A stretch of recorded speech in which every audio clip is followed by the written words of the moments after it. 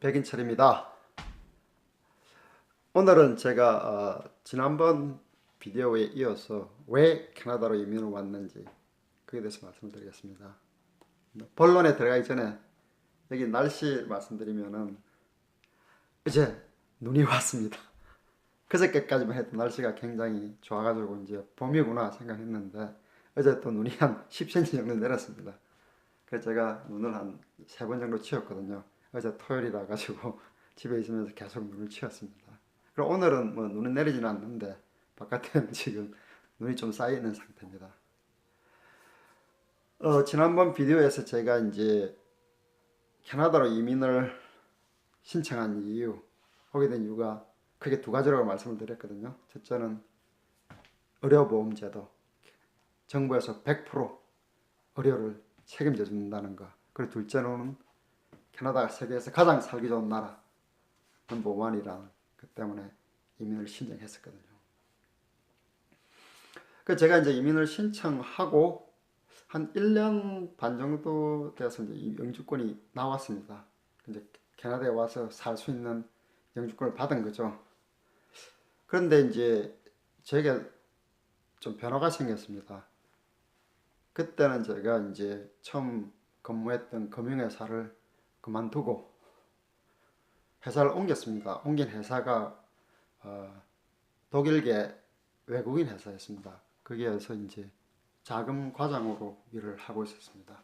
파이낸스 매니저죠. 그런데 그 금융회사에서 옮겨간 독일 회사가 괜찮은 회사였습니다. 그러니까 제가 연봉도 굉장히 높은 수준으로 받고 일도 재미가 있었고 직장 분위기도 굉장히 좋았거든요. 그래서 영주권이 왔는데 제가 선택을 해야 되는 상황이 된 거죠. 그 좋은 직장을 그만두고 캐나다로 이민을 가야 되느냐, 아니면 여기에서 계속 근무를 하느냐 하는 이제 고민에 빠진 거죠. 제가 선택을 해야 되는 상황이 된 거죠. 그래서 제가 이제 자문을 구했죠. 제 친구들하고 선배 여러분들한테 어떤 게 좋을지.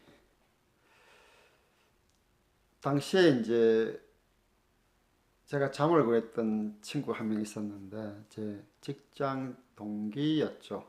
그래가지고 그 직장 동기한테 제가 물어봤죠.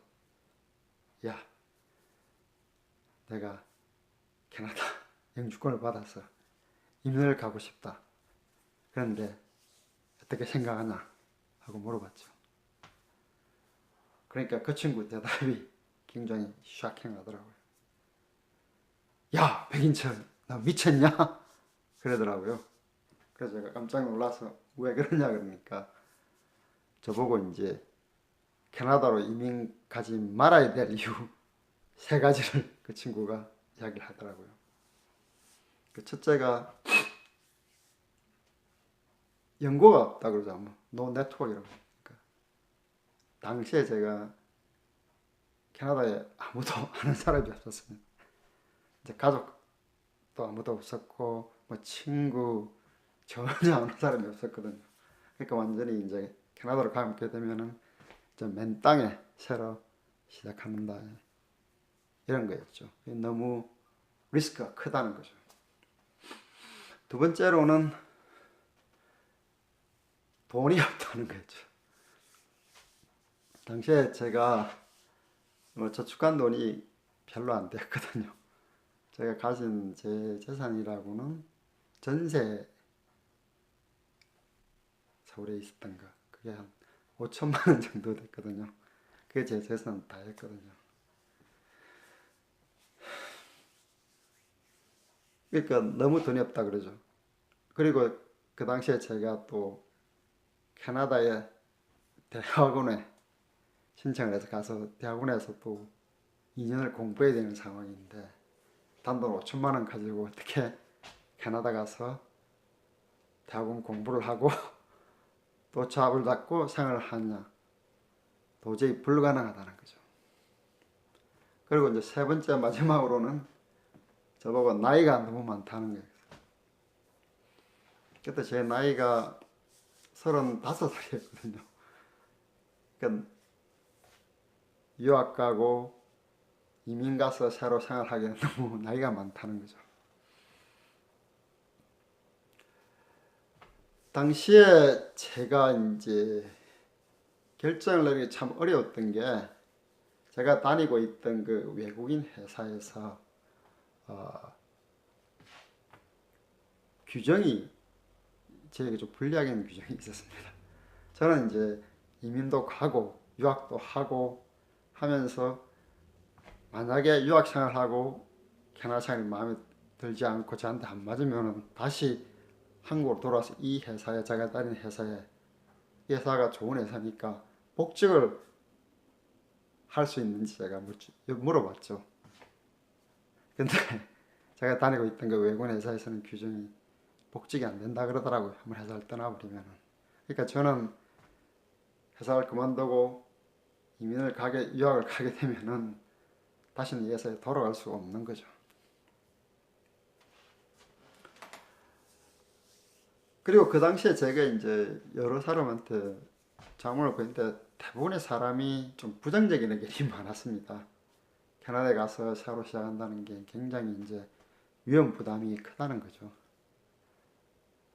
근데 뭐 몇몇 안 되는 사람이 저를 서포트 했는데 그중에 한 사람이 제 다니던 그 외국인 직장 상사분은 저를 좀 지원을 해줬습니다. 가서 한번 새로운 곳에 가서 해봐라. 잘할 수 있을 것이다. 그렇게 격려를 해줬죠. 그래서 저한테는 큰 힘이 됐죠. 그리고 제가 결정을 내린 데서 가장 중요하게 생각했던 게 뭐냐 그러면은 어떤 결정을 내리는 게 내 자신을 가장 행복하게 만드느냐 그게 저한테 가장 중요했던 것 같습니다. 당시에 저는 한국에 안정되고 좋은 직장도 중요했지만 그 새로운 세계 캐나다라는 나라 새로운 문화 환경을 경험하면서 살고 싶었던 그 새로운 것에 대한 그런 욕망 갈고 있는 게 굉장히 컸던 거죠. 그래서 캐나다로 가는 것이 저를 행복하게 만드는 게 첫 번째였고요. 두 번째로 생각해야 될 게 아무래도 이제 가족이죠. 제 아내 그리고 이제 당시에 제 아들이 이제 2살 조금 넘었었거든요. 아들은 뭐 아무 말이나 의사는 할 수 없지만 제일 중요한 게 이제 제 아내죠. 저는 이제 마음의 결정을 내리고 난 뒤에 다음은 이제 아내한테 이야기를 하고 아내를 설득해야 되는데 그게 굉장히 좀 어려운 게 제 아내는 저보다 더 힘든 게 뭐냐 그러면 아내는 영어가 또 저만큼 그렇게 조금 원활하지 않았던 상황이거든요. 그래서 캐나다로 가게 되면 영어를 또 처음부터 다시 배워야 되는 상황이어서 굉장히 더 힘들었죠. 그리고 저와 마찬가지로 저희 아내도 캐나다에 아무런 연고가 없거든요. 가족, 친구도 아무도 없는 나라니까. 그래서 제가 이제 제 아내한테 계속 설명을 했죠. 제가 무엇을 하고 싶고 거기 가서 어떻게 살 건지 그런 계획들 그리고 캐나다에 살면 좋은 점들 그런 것들을 계속 이제 한 6개월에 걸쳐가지고 설명을 했죠. 그래서 결국은 이제 제 아내도 저를 믿고 같이 해보자 그렇게 하고 그래서 같이 오게 된 거죠. 정말 제 아내한테 고맙게 생각하죠. 굉장히 어려운 결정이었는데 저를 믿고 따라오고 싶은 거죠. 제가 간략하게 말씀드렸는데 이게 제가 왜 캐나다로 이민을 오게 됐는지 20년 전에 제가 결정을 내려서 지금 여기 캐나다에서 거의 20년 가까이 살아가고 있거든요. 이제 가끔씩 제가 제 아내한테 물어보죠. 캐나다로 이민 온 게 잘 된 거냐. 제 아내는 잘 왔다고, 좋은 선택이었다고 얘기를 합니다. 특히 이제 우리 애들 자녀 교육 그런 면과 제가 여기서 이제 좀 안정적인 생활하면서 공무원 생활하면서 이제 워크 라이프 밸런스라고 그러죠. 그러니까 이제 일과 좀 생활, 그러니까 여유가 있는 생활을 하니까 그런 면에서 잘 온 것 같다고 얘기를 하네요. 예, 이게 이제 오늘 에피소드로 제가 말씀드린 게 있구나. 왜 제가 이민을 오게 되었는지 말씀드렸습니다. 그럼 또 다음 비디오에서 또 좋은 정보와 제 경험을 말씀드리겠습니다. 언론에다